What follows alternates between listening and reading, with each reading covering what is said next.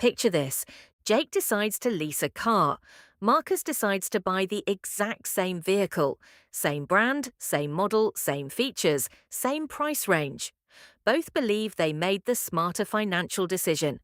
But the reality is that neither one looked deeply enough at the numbers. Both earn around $55,000 per year. Both want the same $30,000 sedan. They walk into the same dealership on the same day, looking at the same car sitting on the showroom floor. Jake chooses a 36-month lease. The salesperson explains the benefits. Only $2,000 due up front, then just $299 per month. A brand new vehicle every few years. Full warranty coverage. No worries about major repairs. When the 3 years are finished, he simply returns the keys and walks away. It feels simple. It feels efficient. It feels like he found the smarter option. Marcus chooses a different route. He puts $3,000 down and finances the same $30,000 car with a 60-month loan at 6% interest. His payment comes out to around $522 per month. That means Marcus is paying $223 more every single month than Jake. And he feels that difference immediately. On the first day, Jake drives away feeling like he won. His monthly payment is smaller. He has extra cash in his pocket. He has a brand new car without worrying about ownership responsibilities. Marcus, meanwhile, has a larger payment and a longer commitment. But there is one important difference neither of them considers. Jake is paying for the temporary use of an asset. Marcus is paying to eventually own one. And over time, that small distinction can create a massive financial gap. So how can two people with the same income, buying the exact same car, end up in completely different financial situations after 10 years? How can the person with the smaller monthly payment actually spend more money? How can someone feel like they are winning for years while quietly losing financially? Why does the option that feels easier and cleaner sometimes become the most expensive decision? The answer comes down to understanding what monthly payments hide. Leasing is designed to make expensive cars feel affordable. Instead of focusing on the total amount spent, people focus on the monthly number. $299 sounds reasonable. It fits comfortably into a budget. It does not feel dangerous. But the problem is that the payment never truly ends. According to vehicle ownership research, many people lease multiple vehicles throughout their adult lives. A typical 3-year lease can cost thousands in payments, fees, and charges while leaving the driver with no ownership at the end. Someone who continues leasing repeatedly may spend tens of thousands of dollars over a decade and still have nothing to show for it. A buyer, on the other hand, may pay more upfront and experience higher monthly payments early, but eventually reach the point where the loan disappears. The difference is simple. One person keeps paying for access. The other person eventually owns the asset. This can be called the perpetual payment cycle. It is the financial pattern where low monthly lease payments create the feeling that a vehicle is affordable, while quietly keeping someone trapped in a never-ending cycle of payments. Every 3 years, the process starts again. New car, new contract, new monthly payment. The person feels like they are upgrading their lifestyle, but they are also resetting their financial progress back to zero. The payment changes, the vehicle changes, the cycle stays the same. Let's look at the numbers. Jake signs the lease. He pays $2,000 up front. Then he pays $299 every month for 36 months.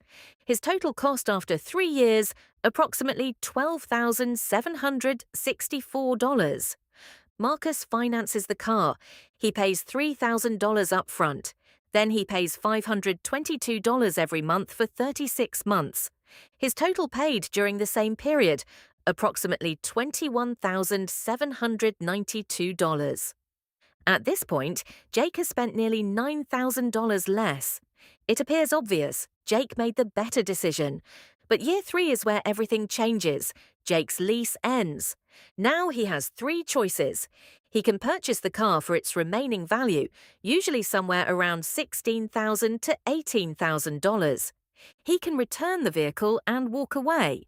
Or he can do what many people do, lease another brand new car. And that is where the cycle continues.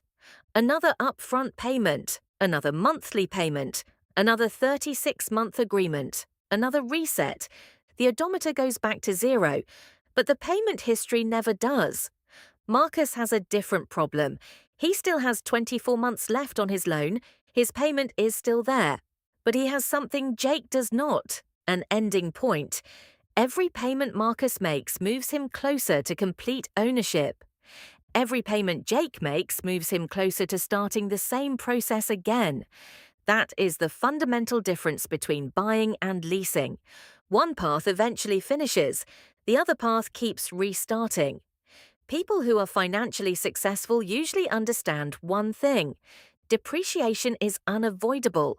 A $30,000 car loses value the moment it leaves the dealership. The first few years usually create the biggest drop. But the difference is how that depreciation is handled. A buyer absorbs that depreciation once. A person who leases continuously pays for depreciation repeatedly through lease payments. The leasing company is protecting itself from the risk of the vehicle losing value. The customer is paying for that protection. The longer someone owns a vehicle after paying it off, the more valuable that ownership becomes. A 5-year-old car loses value much slower than a brand new car. Time works in favor of the owner. Leasing resets that clock every few years. The dealership shows you the monthly payment. That is the number you see on advertisements. That is the number salespeople highlight. But the monthly payment is only one piece of the equation. There are conditions attached. Mileage limits are one example. Most leases allow around 10,000 to 12,000 miles per year. Drive more than that and you pay penalties. A person who exceeds the limit by 5,000 miles over a 3-year lease could owe hundreds or even over $1,000 when returning the vehicle. Then there is wear and tear, a small dent, a scratched wheel, a stain inside the vehicle. Damage that feels normal to the owner may become a charge during inspection. The leasing company decides what counts as acceptable. There are also return fees. Some companies charge hundreds of dollars simply for processing the returned vehicle.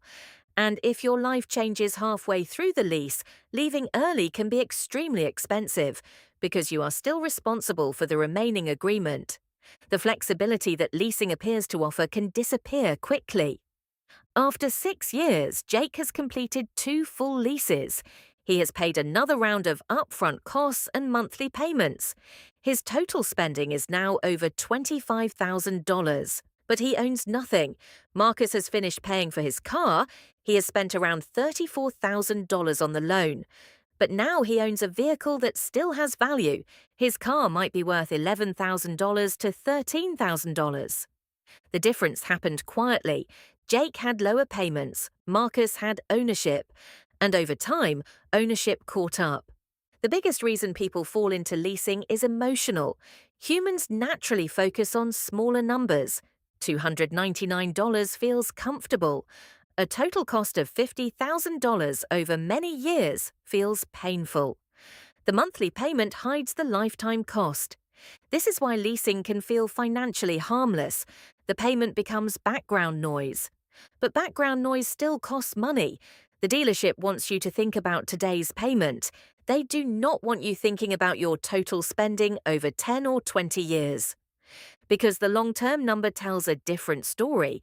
Leasing is not always a bad decision. There are situations where it can be the better option. For example, business owners may receive tax advantages depending on how the vehicle is used. Someone who needs luxury vehicles might value warranty protection because repair costs can be extremely expensive. A major repair on a high-end vehicle can cost thousands, while a simple economy car repair may cost a few $100s. The math changes depending on the situation. Another important question: if Jake saves $223 every month compared with Marcus, does he actually invest that money? If he invests the difference consistently, leasing may become more competitive. But if he simply spends the extra cash, the advantage disappears. For the average person driving a normal vehicle, buying a reliable car, and keeping it for many years usually creates a stronger financial outcome. The numbers do not care which option feels more exciting. Nobody celebrates driving a paid-off car. Nobody makes impressive social media videos about eliminating car payments. But wealth is often built through boring decisions. So the real question is leasing bad? Is buying always better? The real question is, what does this decision actually cost me over time? 10 years from now, do you want to still be making payments on another vehicle? Or do you want to own something completely free and have that money available for other goals? The biggest financial mistake is not leasing. It is not buying. It is making a $30,000 decision by looking only at a monthly payment. The next time someone shows you a car deal that looks unbelievably affordable, ask one question. What will this actually cost me when everything is finished? Because the final number is the only number that truly matters.